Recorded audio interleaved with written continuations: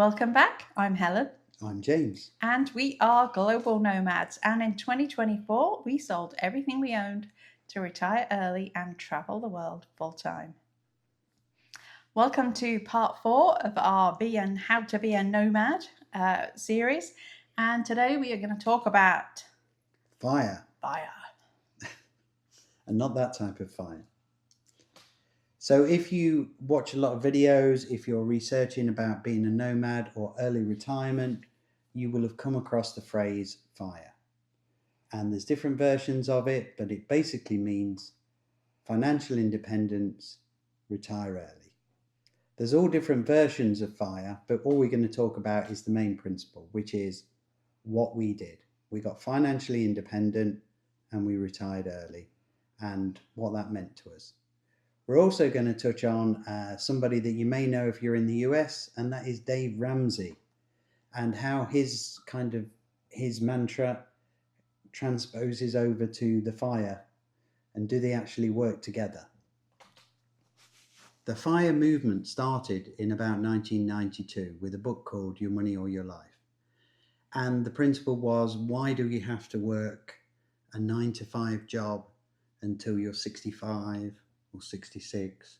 67, 68, the UK government want to make it. Yeah, or whatever age somebody has arbitrarily told you that you need to retire at. Perhaps there's a different way.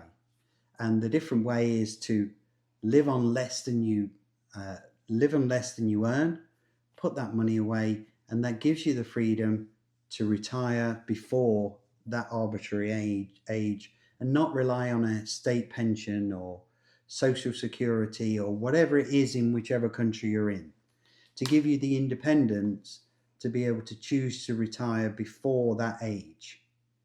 And that's what the movement is about. I think the earliest I've seen someone retire was about 28. Which is pretty extreme. And there's different versions of fire. There's barista fire, fat fire, lean fire. There's all different versions of it, but the principle is the same. Ultimately, you take responsibility for your retirement by putting money away and not relying on a government entity to tell you what age you should retire at. And that's what we did. I retired at 54. I was 51. Just 51. Literally about 2 weeks after I was turned 51.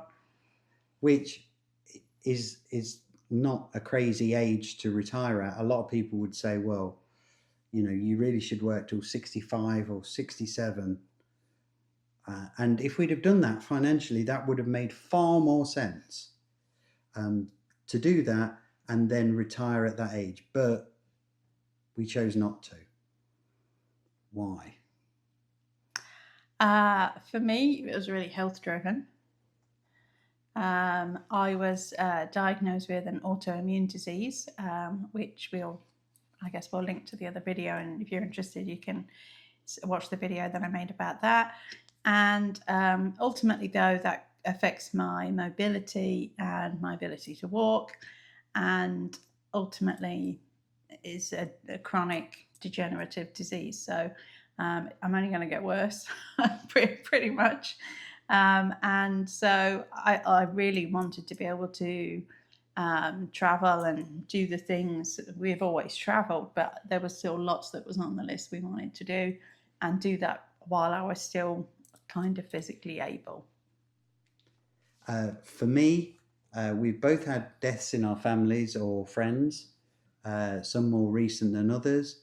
And I think that just heightens your mind to say, well, are we going to be alive at 67? What happens if the government... You're cheerful. Oh, the government changed the age that you can retire at. When Helen started working, her retirement age was officially 60. Mm-hmm. And then it's changed to 65. It's then changed to 66. It's now 67. And they're talking about making it 68. So I'm already 8 years I've lost if I was waiting on the government.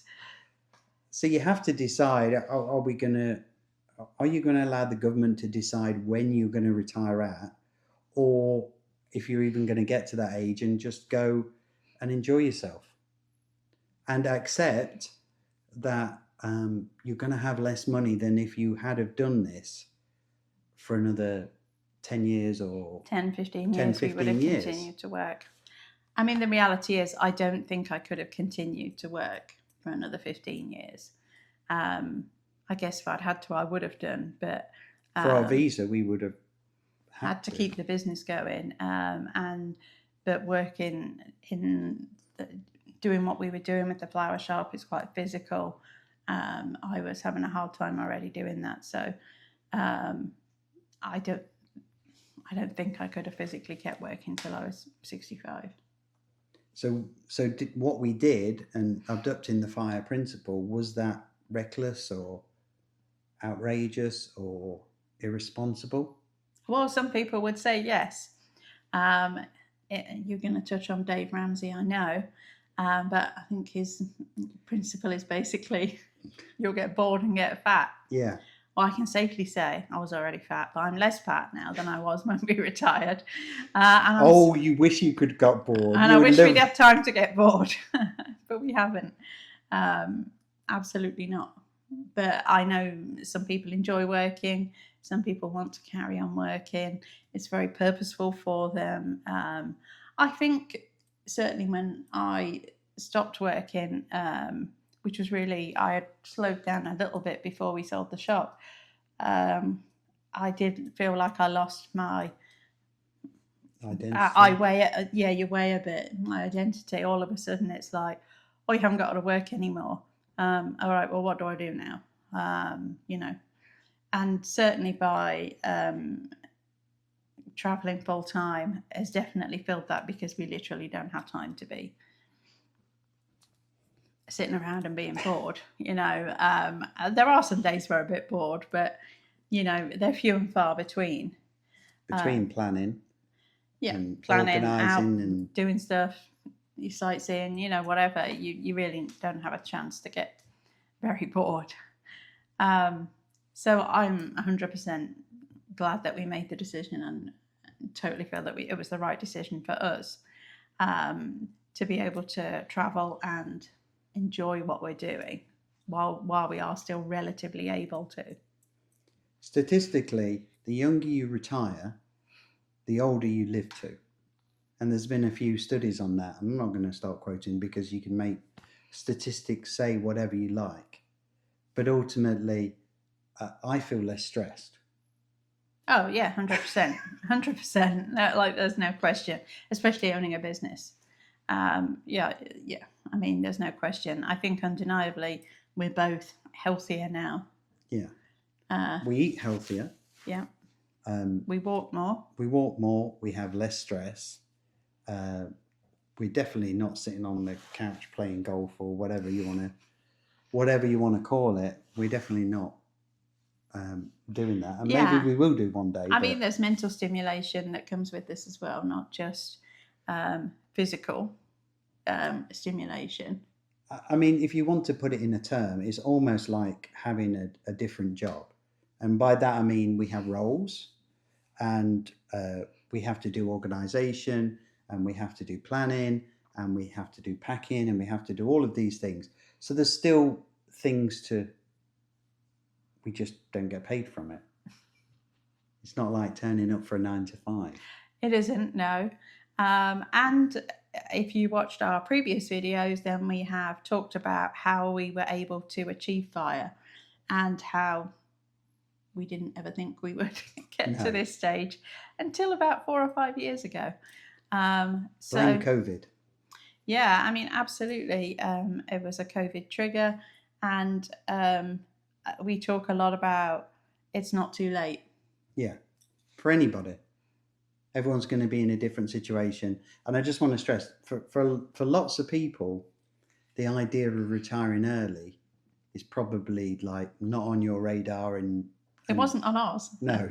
We didn't think we'd retire at 67. No, we didn't. Let alone retire at 10 years earlier, 15 years earlier. A lot of people, this is not their plan. And that's fine. Lots of people enjoy their job and they want to continue working. And I know one person, we told the plan to them, and they were like, oh yeah, I don't like to travel. I'm quite happy to work and go and do my thing. And And they like that structure Mm. and that safety net of knowing what you're going to be doing every day. And the social life of having And work working, colleagues and things like that.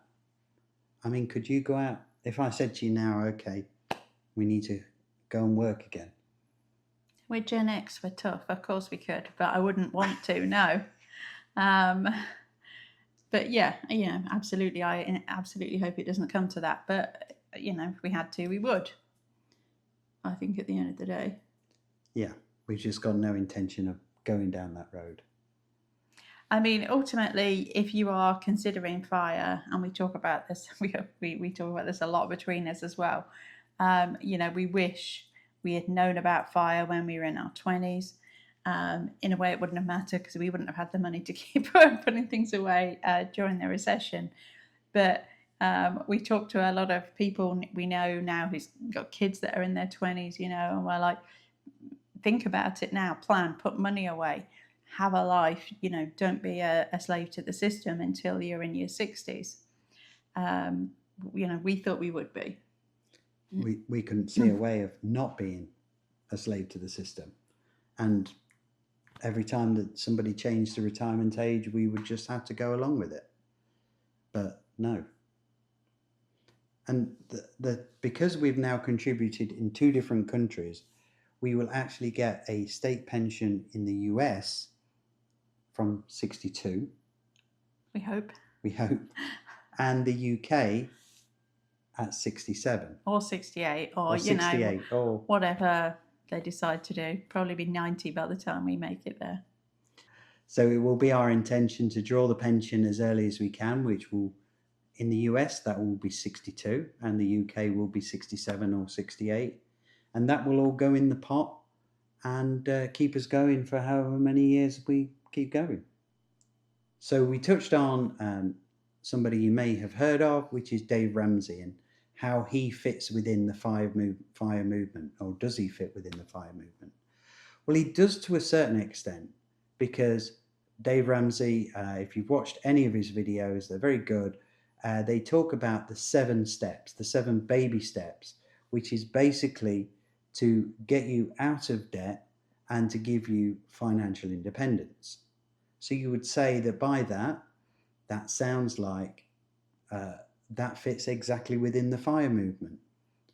But there's 2 things that Dave Ramsey talks about that don't really fit in with fire.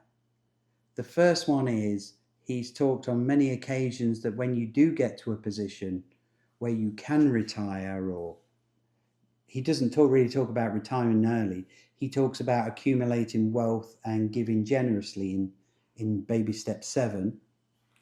And really, that's different to what fire is about, because fire is about accumulating the wealth, but then retiring early. And Dave Ramsey constantly talks about that many people have given up their jobs or sold their businesses or been in a position like us, and then found that they don't have any purpose to life.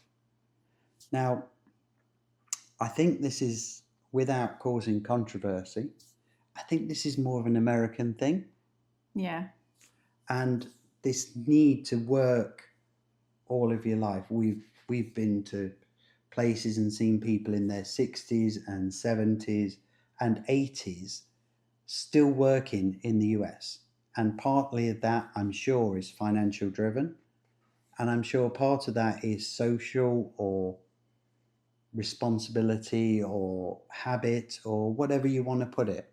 But one of the principles Dave Ramsey talks about is, when you get to that point, that doesn't mean you have to retire. That doesn't mean you have to just give up your job or sell your business. Just keep accumulating wealth. That's the point where the 2 sides diverge. Yeah, because the fire movement, like I said, the youngest person I've seen retire is about 28. Now, like we said, that is an absolute extreme. And most people are not going to be able to do that. Or maybe wouldn't want to do that. I don't think I would have wanted to stop working at 28, honestly. But this is really down to options as well. You know, be it by being able to accumulate wealth, it gives you that option.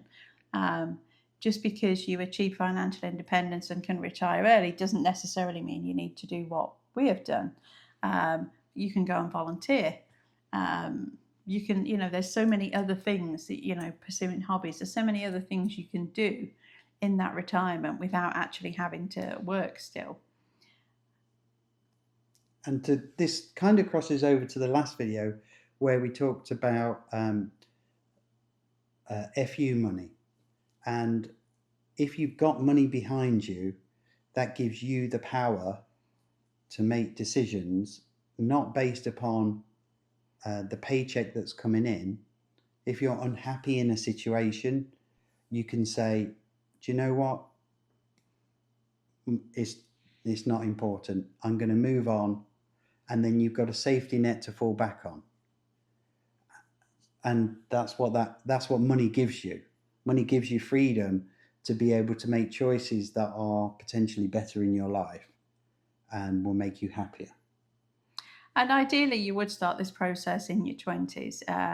Most of the people who you will read about and in the FIRE movement are people that started in their 20s or 30s and were very focused on typically living off, if you're a couple, living off one wage and being able to save the other is kind of the typical process that takes.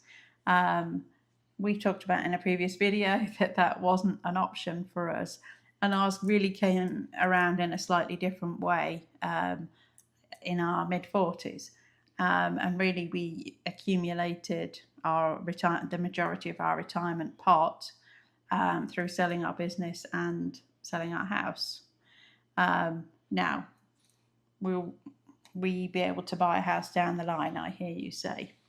Well, yeah, honestly, because ultimately, yes, the markets have been doing well in the last couple of years since we invested and have grown at a rate much greater than property has increased, particularly in Florida where things have taken a little bit of a downturn. We were quite fortunate that we sold almost, not at the peak, but we sold before things started to turn. So ultimately, that money has been invested and has grown exponentially at a greater pace than it would have done had it been invested in property. So yes, honestly, I think we will be able to buy a house again down the line. Now, will we have to pay more for it than we had originally paid for our house in 2004? Absolutely. There's a very, very good chance of that, unless we do have a really major crash. But we still have money to get back into the market. We still have that growth that we've experienced. And we have saved on the years of paying out the maintenance, ongoing costs, insurance, all the rest of it, for however many years we are homeless.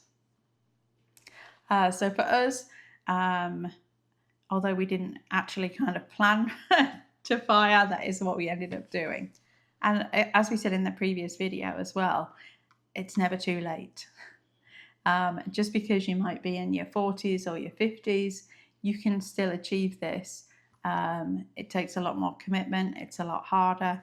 But if you are prepared to make the sacrifices, you can probably retire at least a few years earlier than the state age if you are wanting to do that.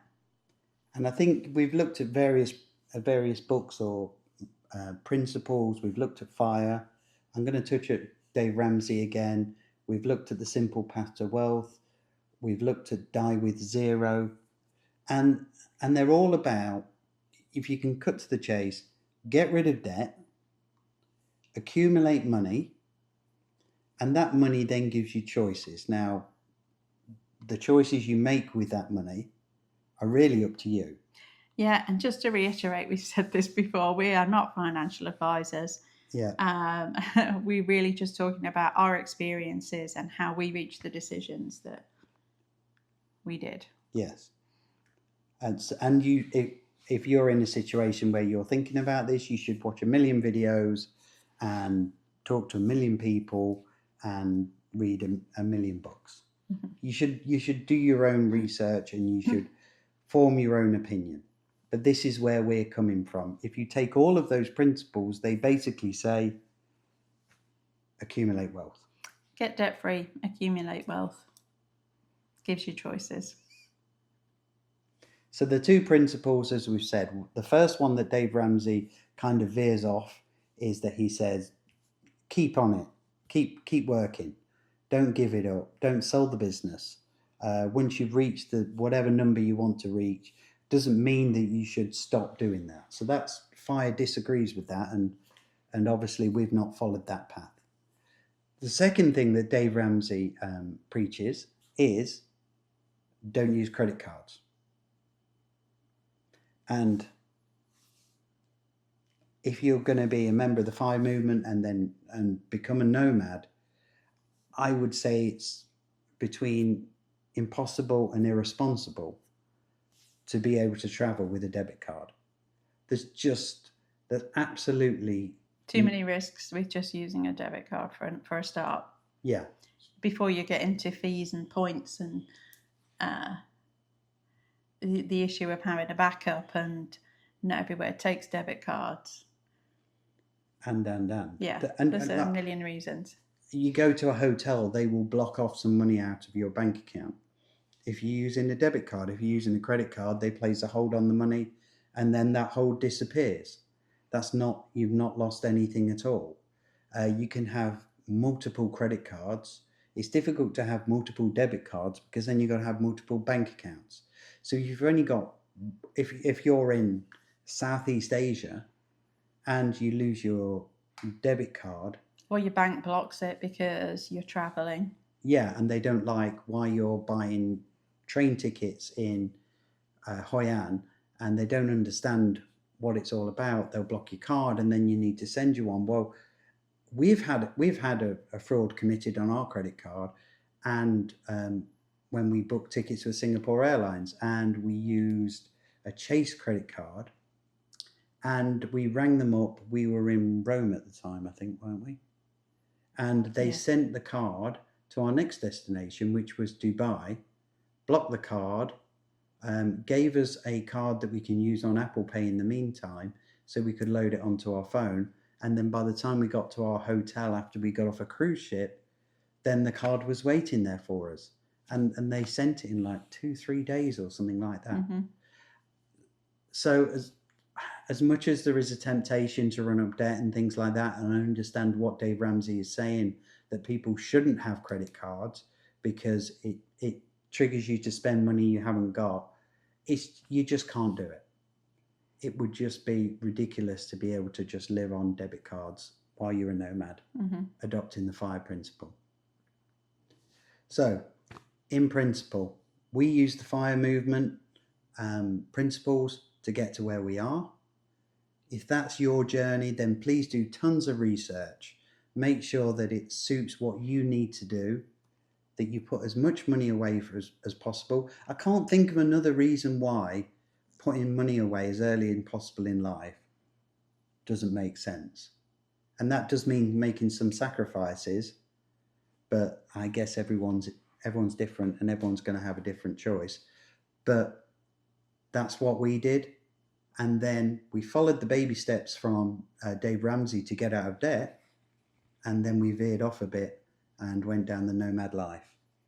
So that's our story. That's not necessarily your story. We're not financial advisors, but that's our story. And why we chose to do FIRE. Your reasons may be different. Your reasons to continue working may be different. But ultimately, you don't know what's around the corner. We've talked about the FU money. Ultimately, savings, investments give you choices. And choices make your life better. And would you say that our life is better than when it was before? No, yeah, 100%.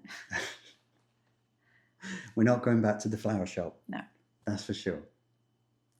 So thanks for joining us, and we hope we've helped you understand what FIRE and how that relates to Dave Ramsey and how our life has been dictated by it and our choices.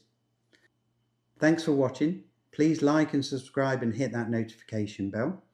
Then you'll be notified when our next video comes out, which is episode 5, which is about all the techs and apps that you will need to be a nomad. Remember, you're here for a good time, not for a long time. We'll see you in the next one.